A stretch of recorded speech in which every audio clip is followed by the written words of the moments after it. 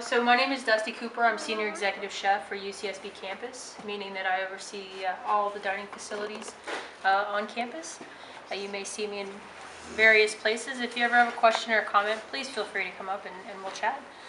We're doing a healthy Thanksgiving today, and so there's a lot to it. We've got 5 different dishes.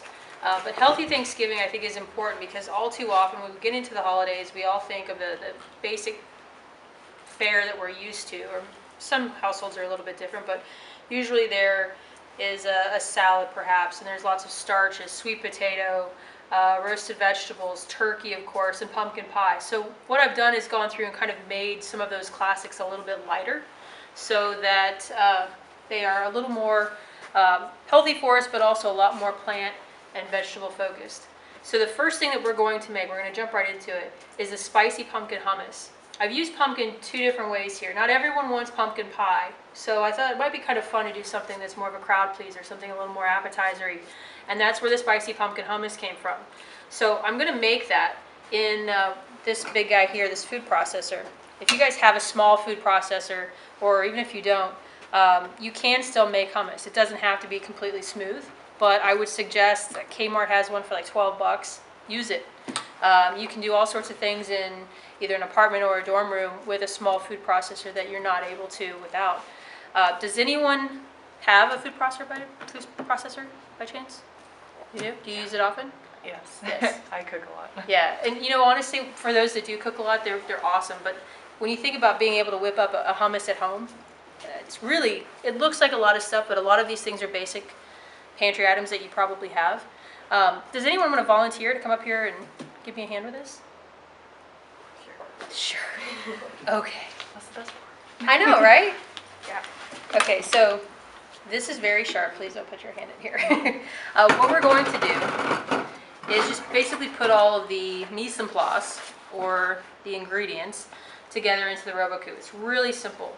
So what I'll do is kind of talk you through it, if you don't mind. Okay. First things first, let me get you some gloves. I'm going to assume it's a medium that works. So, oh, the ingredients of hummus, the basic ingredients: garlic, oil, chickpeas. We're starting with all of those favorites. We're adding in some pumpkin puree.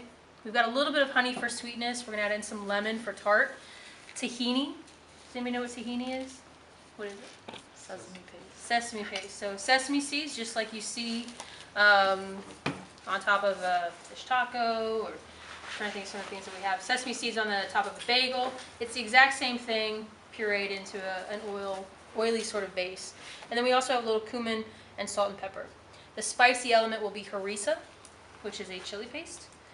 This harissa is actually more mild than some.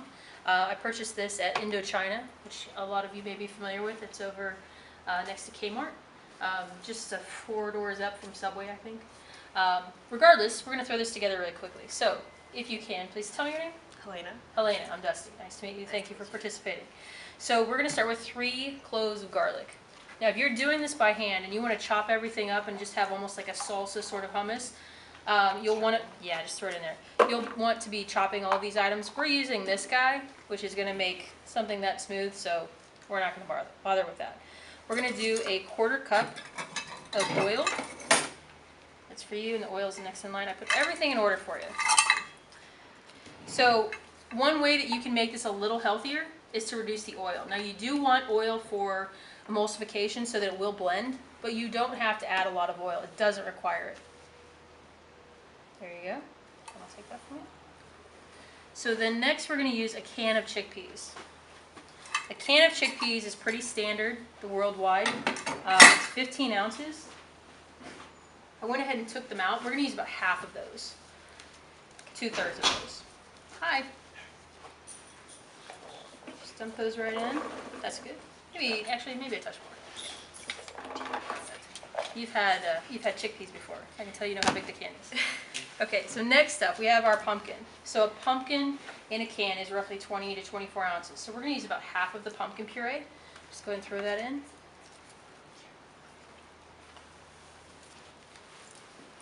While you're doing that, I'll mention juicing lemons. If you have lemon juice, that's great. If you want to use a fresh lemon, a little tip is to take the lemon and just roll it against the table or a cutting board or whatever surface you have. The reason is it actually helps to loosen or burst the little membranes inside so that whenever you cut it, yeah, that's great. Okay. Whenever you're done with that, cut it open and it'll squeeze out a lot easier, especially if you know that your lemon's firm. You're just basically massaging some of the juices loose, if you will. So the juice of a lemon. Little tip here, we don't really want the seeds in there. I'll let you do one, and I'll do one. So put your hand underneath, squeeze it all over your shirt like I just did, and then through your hand. And so all the seeds should fall into your fingers. I think I gave us a seedless lemon, so we should, oh, no, there it is. Perfect.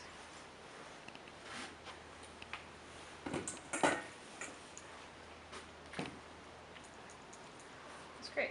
Just keep squeezing. And now you're going to buy lemon juice next time you go out, I can tell. No? Lemons are cheaper. Lemons are cheaper and they are so much better tasting when they're fresh. Everything's better fresh in my opinion. But that one's for sure. Also, my hand's not that strong, so maybe. Your hands. It's just a lemon. It's okay. I'm a college student. I don't need exercise. Oh, I love it. Okay. You got it? I think You're so. good? You're exhausted now. Do we need to change volunteers? Maybe. Maybe. Here, wipe your hands on here. Okay. I'll help you out for the rest of this. Just recoup for a moment. All right, so we've got 2 tablespoons of tahini, like we mentioned. This is the sesame paste. I'll dump this in here. This is that underlying flavor, excuse me, that you will taste in almost every hummus. This is hummus as far as flavor goes. Chickpeas are the other flavor, but that's the big one. Teaspoon of ground cumin. Everyone knows cumin. If you don't know cumin, chili. That's we just walk in and you smell cumin. That's cumin. What did I say? A teaspoon? Or that's a teaspoon. I promise. Now we're gonna do harissa. So the harissa. Are you familiar with harissa? No. No. Do you like spicy things? Yes. It's not that spicy. Are you gonna make me taste it? Okay. I am gonna make you taste it. It's not that spicy. Yeah. Okay. So we're gonna put a lot in there. Awesome. This is a teaspoon, but we're going to use a little bit more. About a full tablespoon. And you could go crazy. You could put all of that if you'd like. You can turn it bright red for all I care. But figure out your spice level. There's a lot of sort of maneuvering with this recipe. All of these recipes, in fact, you can tailor them to whatever taste levels you have on a lot of different things. So the last thing we're going to put in here before seasoning is just a little bit of honey. This is a local honey. We're just going to put about a teaspoon. Quarter teaspoon rather. This is just to help out the pumpkin.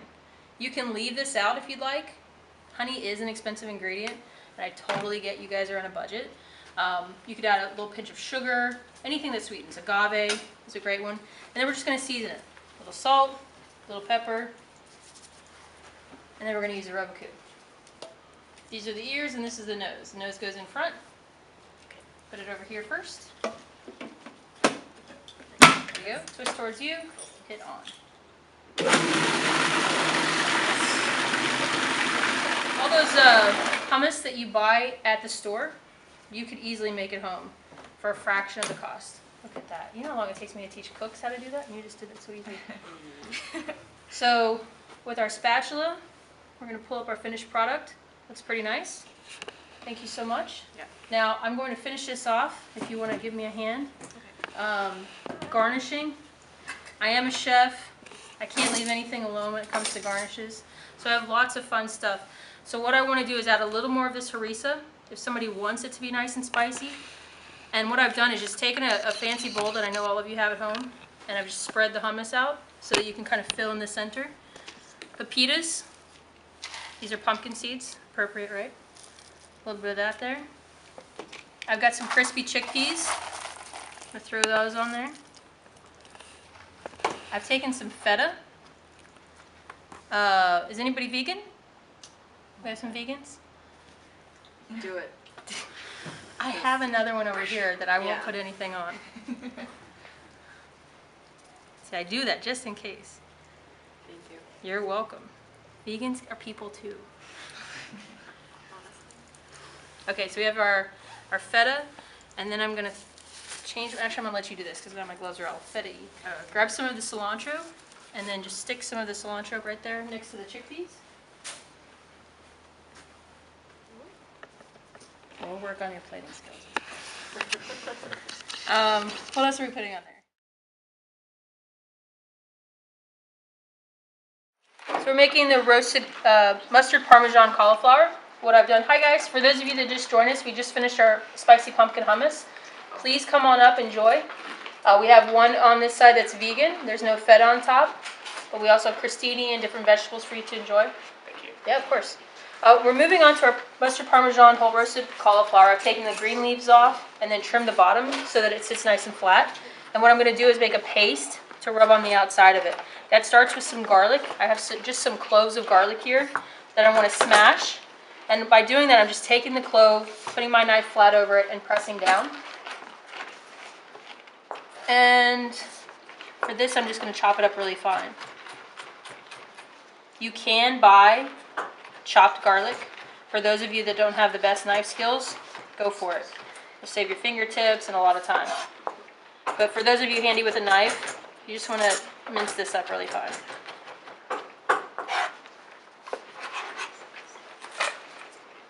So that goes into the bowl, followed by some oil. Got 2 tablespoons of oil. Now again, like I mentioned with the hummus, you can reduce the oil. What this is going to do though is help with the browning. You need fat for something that doesn't have fat to brown. If you don't want it to brown that much, then the natural sugars will brown. But other than that, you're kind of on your own. But it's your choice. Now you have an option of whole grain mustard or Dijon mustard. Most of you are probably going to have yellow mustard in your refrigerator. Please don't use yellow mustard here. Go spend the extra 50 cents and get yourself at least some Dijon mustard. But you can get creative with this. You could do a hoisin. You could do a vinaigrette. All sorts of things like that, really easily. I'm going to put a tablespoon of each of these in here, because I like it fancy.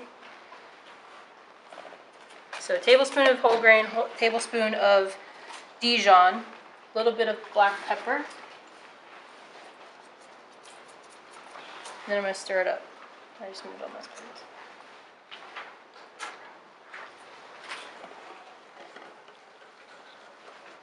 So all I'm doing here is creating an emulsification, if you will, that I'm going to brush onto this cauliflower.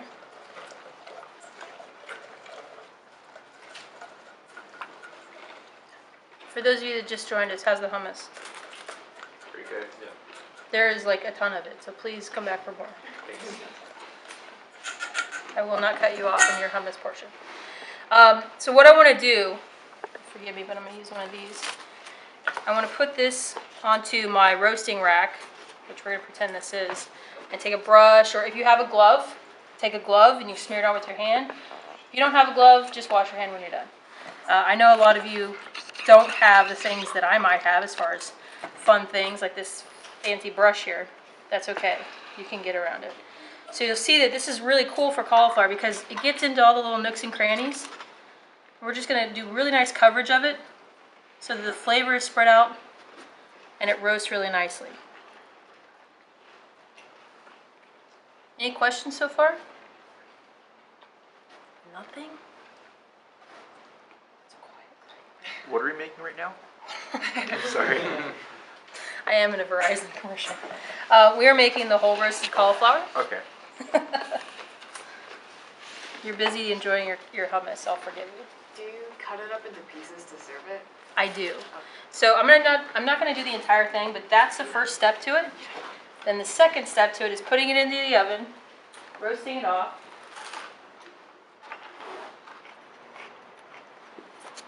So it has a nice crust to it. It's cooked all the way through. Beautiful presentation. I mean, think about it, you guys. No offense, but I didn't even make this stuff in college.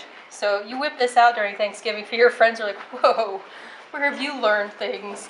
So you come in here and you've got this on a beautiful platter. We're going to use this one, how about?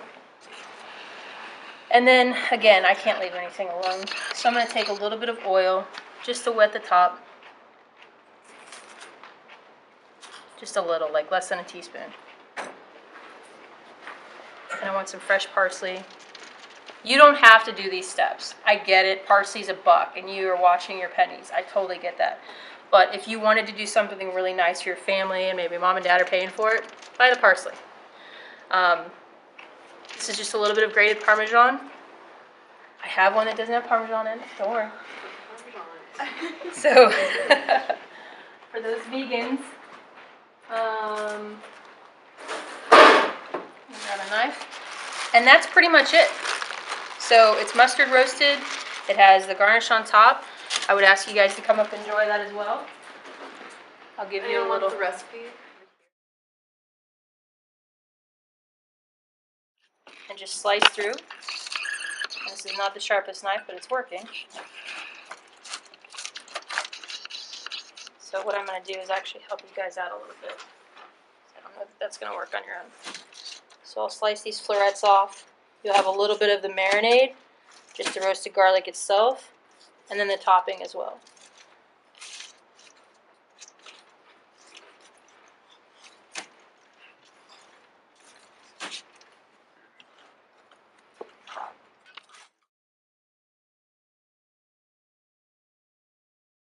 So I'll spare all those details. What I've done is make a spice blend. It's a little southwesty Thanksgiving, if you will. Do any of you have spice, like a spice cabinet or pepper? Okay, so you have a couple things. So there are a lot of spices in here. Please don't let that alarm you. Go to Trader Joe's and pick up a spice blend. It doesn't have to be this exact spice blend. You can change, like I mentioned, a lot of these components. The spices on the carrots and onions that I used is one of those things you can change. If you have an Asian spice blend you like, if you have something that's a little more Middle Eastern, knock yourself out. It's not going to hurt anything. So for those of you not using fancy carrots like I did, you can use just regular carrots. And the way you would do that, we're going to imagine this is peeled. So I'll do a quick peel real quick. For those of you wondering what I'm doing, this is the non-business end of the knife. So what you can do is just cut these on a bias. You can cut them into chunks, cut them into slices. I'm going to cut them on a bias into thin pieces, like this, because for roasting, this is a really nice shape. One, it's going to roast fairly quickly, and two, it has nice coverage, so whenever you do plate it, it looks good.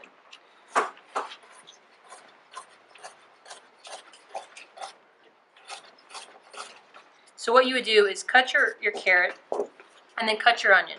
And again, you can cut your carrot however you like I mentioned. Onions, on the other hand, who is inexperienced at cutting an onion?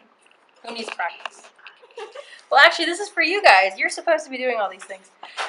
So tell you what, I'll go ahead and demo it, but I want you all to feel guilty that you're not up here doing it. So an onion, as we know, makes us cry.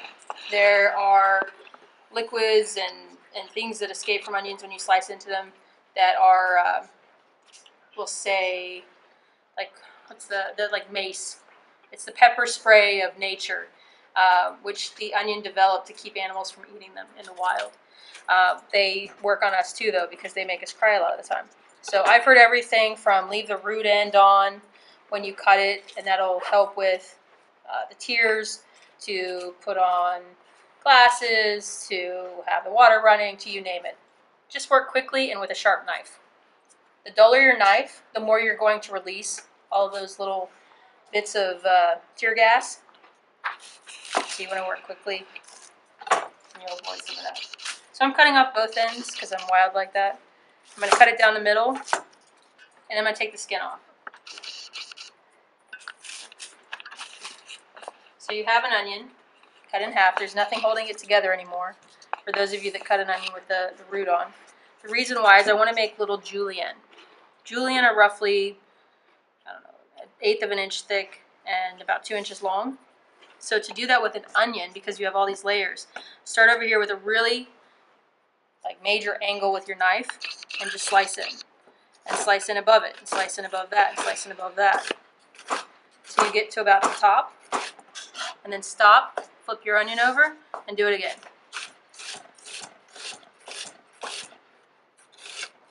And you have these beautiful little julienne slices. really, really easily. Not a lot of effort. I have a whole other half of an onion. Who would like to try this? What you want to do is take your knife, hold onto your knife here at the bolster, put one hand on top, and then yep, just all the way to the center, and then do it again above. Just careful not to push too hard. The knife's fairly sharp. That's it. I cut a little more down.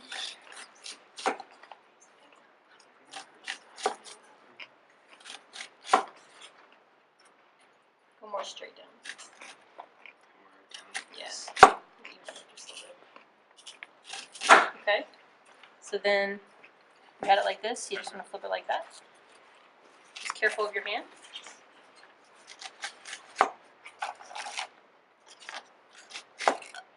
Yep. And when you get to a point where you think it's too thin to hold on to, just stop. That's fine. I don't want you to cut yourself. But these are really good. That's the first time you've ever done this? This way, yeah. This way. Well, excellent job. Those look awesome. Thank you. Thanks. Onion clap. Okay. So we have our onions and our carrots that we've prepared. The next step is roasting them. So all you have to do is take your onions and carrots. You're going to toss them a little bit of oil and a little bit of the spice mix. We throw them into a 350-degree oven. And we have these. Some roasted carrots. I used baby carrots. You can use any carrot you like.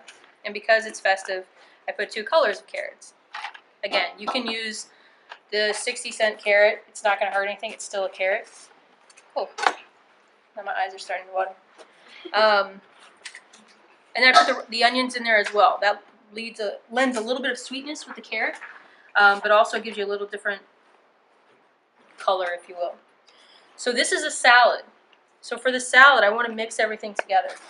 So what I'm going to do in this giant bowl is put all my different ingredients in here. So the carrots and the onions are warm. You could serve this cold. I like it a little bit warm because what it's going to do is wilt the lettuce just a little bit. So it's got a little more entree feel to it. Make sure I'm fine here. Does anyone have a nut allergy? Peanuts. So walnuts are okay? Yeah.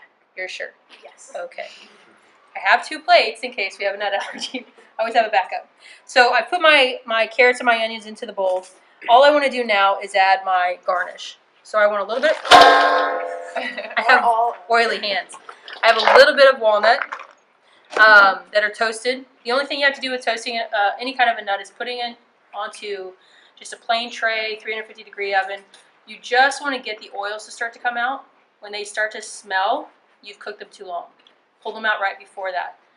These cooked for about 5 minutes. They're nice and toasty. And that takes that sort of acrid taste out of a raw nut. Just makes them a little more palatable. Then I have my quinoa. Like I mentioned, I'm not going to go too deep into quinoa, but the cooking ratio is 2 to 1. So 2 cups of water, 1 cup of quinoa. What this will do is actually give you a nice little nuttiness, but it's also an added protein for those of you that want that in your salad. So I'm using about a cup of that. I'm going to use a little bit more because I'm using a lot of carrots. And now I'm using a lot of walnuts.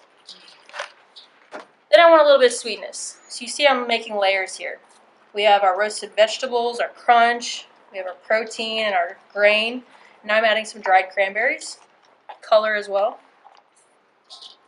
And then what I want to do is add my lettuce, which is right in front of me. Before I do that though, because these carrots are a little heavy, I'm going to go ahead and toss this around a little bit.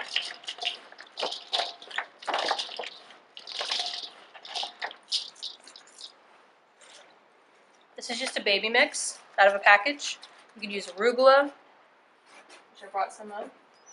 I like arugula. Arugula is your peppery lettuce, which I enjoy. And I just want to toss this around. Now, I don't know about you guys, but this looks like it came out of Whole Foods.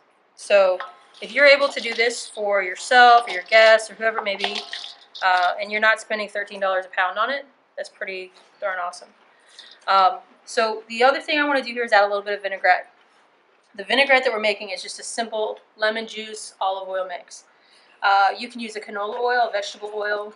Don't use sesame oil, but you don't have to spend the big bucks on extra virgin olive oil. In fact, I would ask that you don't, because it's not really about the taste of the olive oil. It's about the taste of everything else that's in here. So for that vinaigrette, actually, I'll make it ready. I have my lemon zest. We're going to put a little bit of mustard. For any classic French vinaigrette, the basis is always mustard. You can leave this out if you'd like. And then we're going to use a little oil. The lemon zest is optional. You can use lemon juice. I like lemon zest because it's a little more citrusy to me. But you can just do a squeeze of lemon, which we will add here in just a second. Any questions so far? Other vegetables you can use in place of the carrot, guys, is parsnips, pumpkin, sweet potato, yam, any root vegetable that's going to hold up, any vegetable that you enjoy. Have you guys had a salad like this before? No. Prepare yourselves, because this is a carrot salad you'll never have again, I'm sure. I can tell. Okay, so I'm going to put just a little bit of this olive vinaigrette, lemon olive vinaigrette, just like so. I'm going to toss it one more time and get in there with it. You don't have to use a spoon or fancy whatever. Use your hands. These are our tongs of choice most times. So then I'm going to use my platter here and just lay some out. And for you guys, I'm going to put a little parsley on top. You don't have to do that. Just a little added color.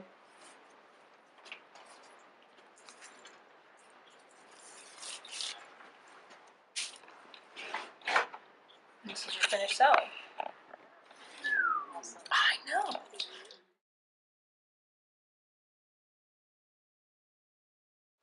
We're not going to do anything fancy with it. I wanted something that you guys could duplicate, and this recipe to me is a perfect solution.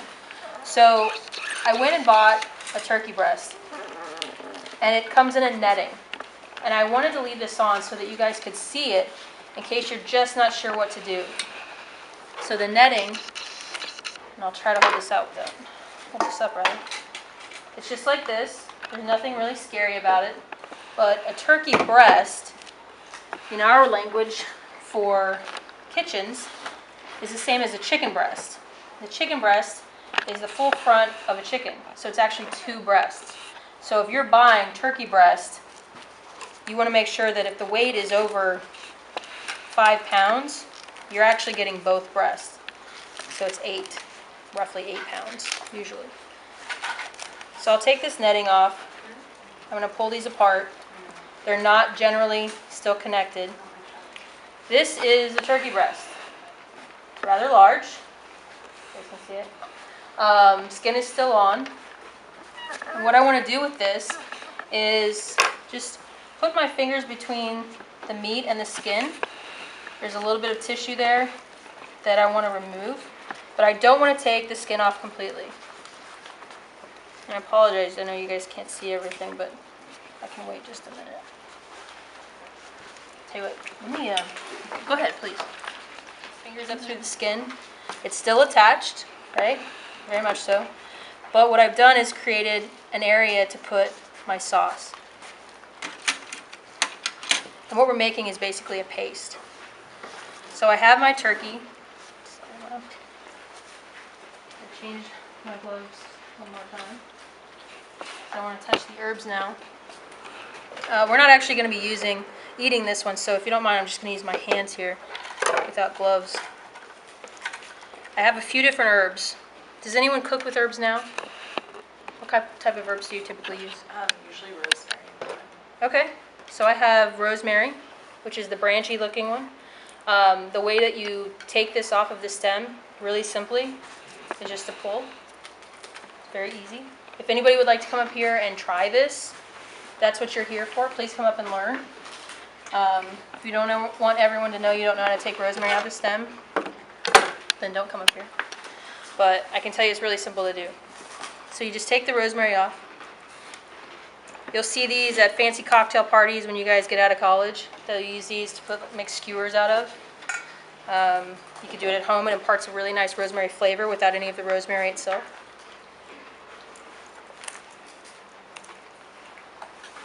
How's the salad? Great.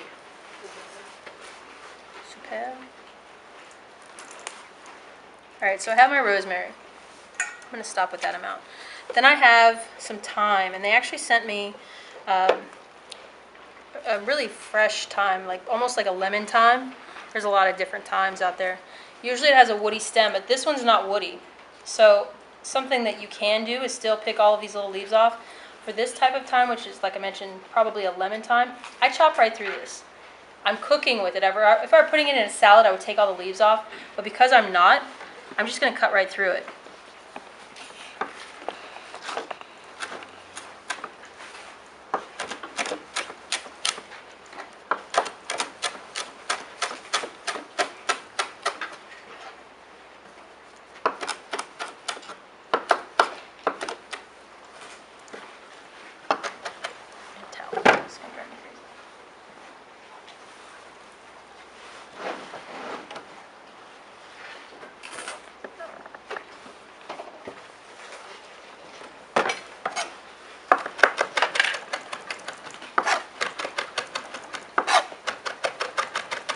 Alright, so I have my chopped up thyme.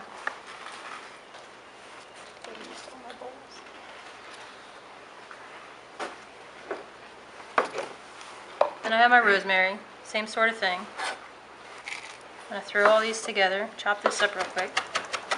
Rosemary is one of those herbs, however, you do want to make sure that you get a decent cut on it, because they can be really bitter, these little pieces, if you don't chop them up. A little goes a long way. What's something that you use rosemary in when you cook? With pork loin. Pork loin you put on the outside? Butter. And then who knows what this guy is? Sage. Sage.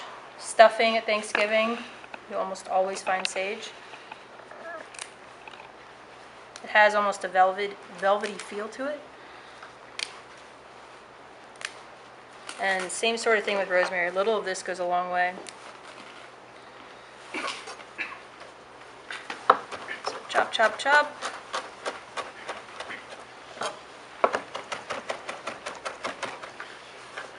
Okay. So all my herbs are in here. And all I'm doing now, guys, is a little bit of salt and pepper and some oil and lemon juice. So the oil is my fat. This is where you have some control.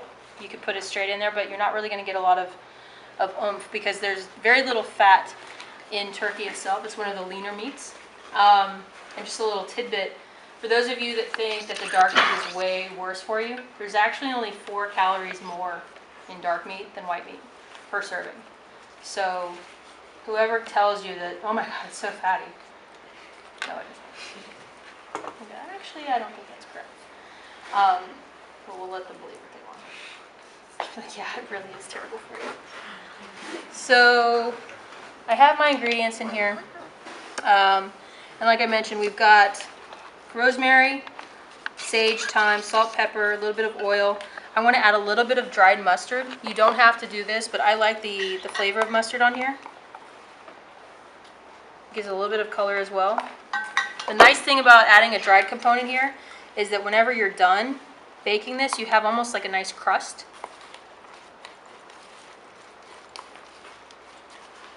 So once you have this, I've already got my skin peeled back. You can use this with gloves, your bare hands. I'm just going to use the spoon here. Put this all over. Does everyone enjoy Thanksgiving with turkey or no? Pretty much? Sometimes? What do you have when you don't have turkey? Chicken. So it's still a bird holiday. Okay. So I've got everything on here. And all I'm going to do here is put the skin back over the top. I'm going to close that up. And what I've done is basically created just a little pouch so that that flavor is more inclined to cook in. But the skin is the fat.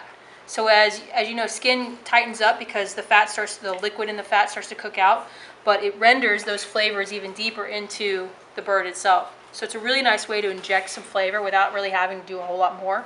But what I would do here is simply just season the whole thing, salt and pepper on top, put it into an oven, 350 degrees.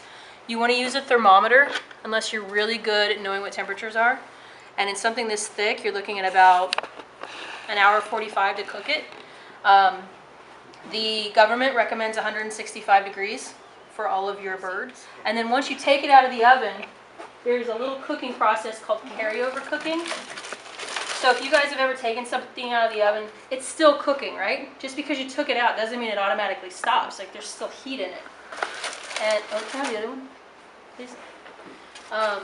So when you take it out, you have your steam and all that sort of thing that starts to come out, and it increases the temperature, the end temperature, by about 5 degrees. So if you're pretty darn close to where you want something, you know you have 5 degrees left. If you take it all the way to 165 and you're like, oh, I need to take it out, by the time you eat it, it's probably like closer to 175. And then we'll take that out. So the other thing I didn't mention that I need to really quickly is I put this into a pan and add a little bit of white wine. You don't have to do this end step. This is any white wine. I don't really care what it is unless it's a dessert wine. Chardonnay, Sauvignon Blanc, this is a Grenache Blanc. What it does is it creates your sauce. You have very little fat. We're not going to be adding cornstarch or flour or anything like that. Take this guy out. Now again, I'm not feeding a family of 20 here. I'm only feeding a couple people, 6 people, let's say. So if you wanted more, use a whole bird, same process. But if you're just cooking for a few people, a single breast is great. So I've steamed this to reheat it because I cooked this earlier in the day, but the skin was really nice and crispy. What I want to mention next, though, is rest time. How many of you guys have made a pork loin or a steak or a piece of chicken, and you take it out of the pan and you immediately cut into it, and all of the juices go running? That's a bad thing. The reason for that is if you don't let a muscle, which all of this is, rest, then those juices don't have an opportunity to relax and go back into the muscle fibers. So you'll read recipes that say let your rib roast sit for 45 minutes, and it seems like forever. But you've put all that time, money, and effort into these products that if you don't let them rest, you end up paying the price for it by all the juices running out, and you end up with a dry product. So what I'm going to do here, you good for this? You can slice this on an angle, you can slice it straight down. But remember, we've put a little bit of white wine, and we have our herb mixture. So what that white wine does when you cover it is it turns it into a braise. So it's not dry heat anymore, it's moist heat. You guys, I hope you can see this, but it is just super moist. How many of you go home and that's what your turkey looks like? Maybe it will this year. So it's super moist, it's really flavorful. Can you smell it? Does it smell good? Yeah. So I'm going to slice some of this up, and I have lots more, and then I'll plate it for you. And then all I want to do is take those pan drippings. And by pan drippings, I don't know if you can see this. It's just the liquid in the bottom of the pan. And that's my gravy. So that's how we made it healthier. We're not using anything that's fat-laden. We're not using anything that's full of starches or anything like that. This is just turkey, herbs, and a little bit of wine. You could put some stock in there if you're not a drinker and you don't want to have that included. I'm going to pull this back. That's really hot. So for those of you that don't eat turkey, maybe it's a chicken, pork, rib roast, whatever it may be, just enjoy it. Make it flavorful. Put that there. You guys aren't full yet, are you? No. Bottomless pits. I've seen you in the dining units, I know.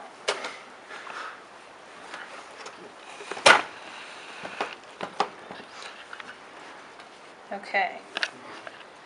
So, here's the big guy. I'm going to do some gravy, if you will.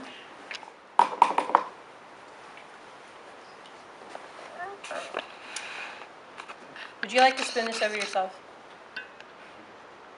Sure. Okay, then I'm not going to pour it on top. So what I'll do is leave the spoon here, leave the pan here, and I will present it for you guys. Please come up and enjoy. It is nice and hot. Would you use the same like?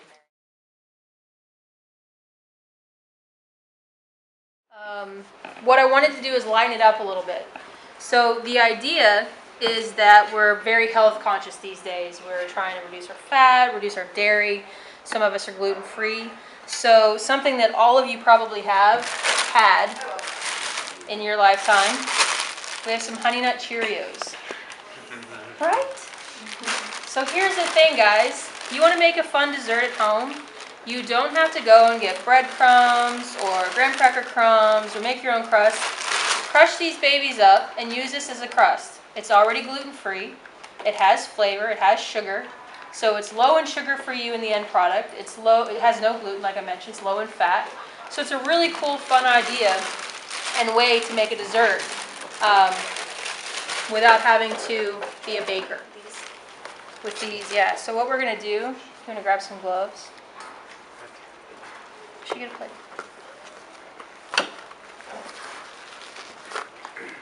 This is really simple. If you wanted to make this vegan, I'm using a couple eggs. I don't know if anyone knows what aquafaba is. Aquafaba is the liquid that comes out of a can of chickpeas. You just use chickpeas up here, so you've got some aquafaba around the house. Put that equal quantity in place of the eggs, and all of a sudden you've removed that element to it. Now I do have evaporated milk, but you could use coconut milk. So you could make this vegan. So here's what I want you to do. I'm going to close this so it doesn't go everywhere. And I just want you to just, all your aggression from today, take it out right here. I'm going to actually have you do it in here though. That's a little bit harder surface. And tell me your name? Tall. Tall? Tall, like I'm tall. Like you're tall. But I'm We're short. the same height. But okay, I'm considered short. I tell people I'm average height. Well, nice to meet you, Tall. My name is Dusty. Thank you for helping. So, Tall's just going to take all of these Cheerios. We have about 2.5 cups. Just going to crush them down. And what we're going to end up doing is adding a little bit of sugar and then some melted butter. If you want to make it vegan, you can use coconut milk. Or you can use a vegan margarine. Seriously. So, I'm going to crush these up just a little bit more.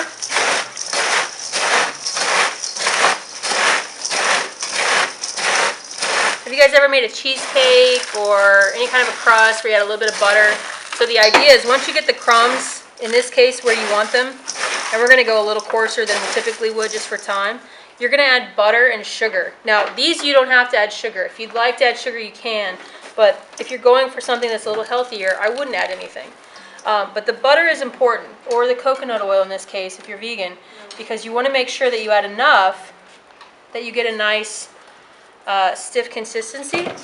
Otherwise, whenever your product comes out of the oven, all the crust is going to crumble and fall apart. So you want to be able to have it hold its shape. Which that's a little bit drier than I would like.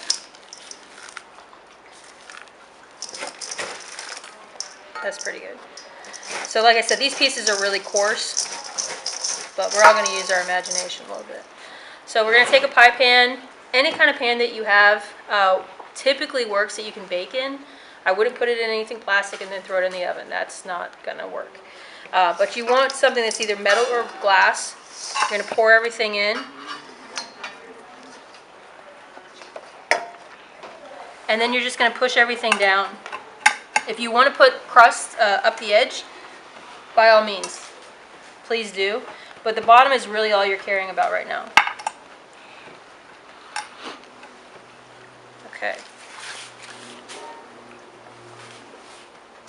So then next, for the filling, really simple. Few ingredients, 2 eggs, like I mentioned. Dump those in. Some brown sugar. We're using, you can reduce the sugar amount a little bit if you'd like to, but I'm using about a half a cup. And I'm going to guesstimate here. It's about a half a cup. Then we're using pumpkin. So for the pumpkin, it's got the can sizes on there. If you use the can size, you're golden. So this is we're going to say a 15-ounce can of pumpkin. About like so. And then evaporated milk. Like I mentioned, you can use coconut milk instead.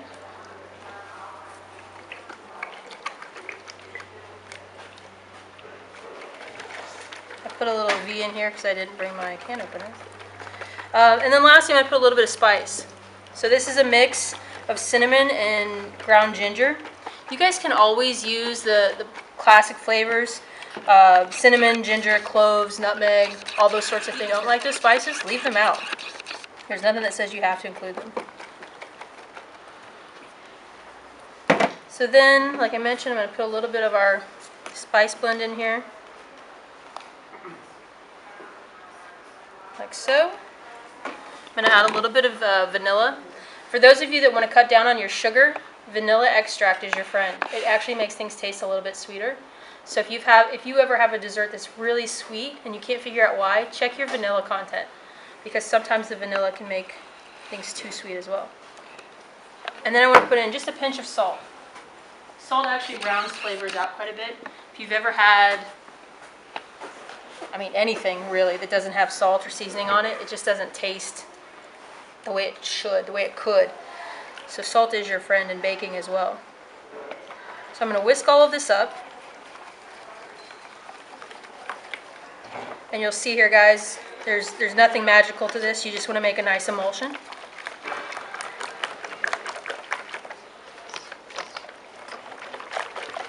It's going to be a little bit wet.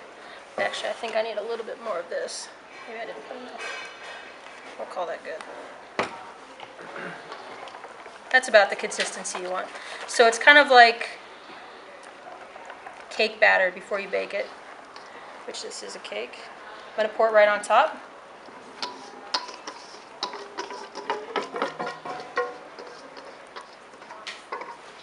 Spread it out. And then there's a two-step process here. You're going to put it into a 425-degree oven. And what that's going to do is set your mixture. And then you're going to move that temperature down to 350 degrees and cook it the rest of the way. When it's done, it will look like this. Ooh, fancy. I cut mine. I've done two. You can cut it into long pieces. You can cut it into short pieces. Here is the bar that I made just like that in that pan. For those of you that can't see it back there, you come up, of course. But this is a really easy dessert for Thanksgiving. There's no whipped cream on top, but you could always add that if that's something you enjoy with your pumpkin pie.